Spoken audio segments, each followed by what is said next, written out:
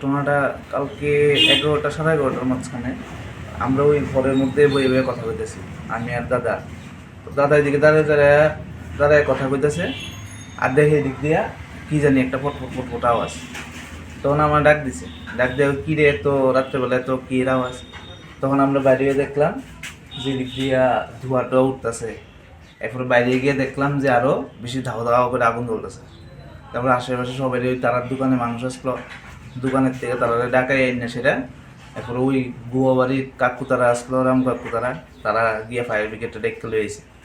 এরপরে সবাই আইয়াটে এসে তারপরে আগুনটা নিয়ন্ত্রণে প্রায় আধা ঘন্টার মধ্যে নিয়ন্ত্রণে আইয়া বসে।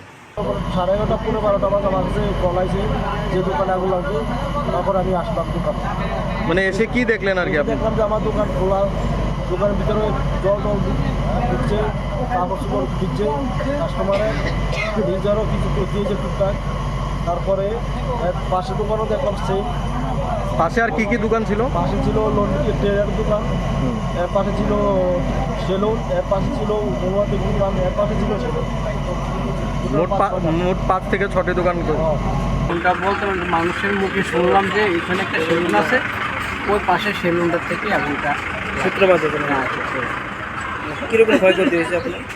আমার খরচ আমার তো মেশিন দোকানের কসমেটিক্স আসলো, কিছু মেশিন আসলো, 3টা মেশিন আসলো চুল কাটার, আর নতুন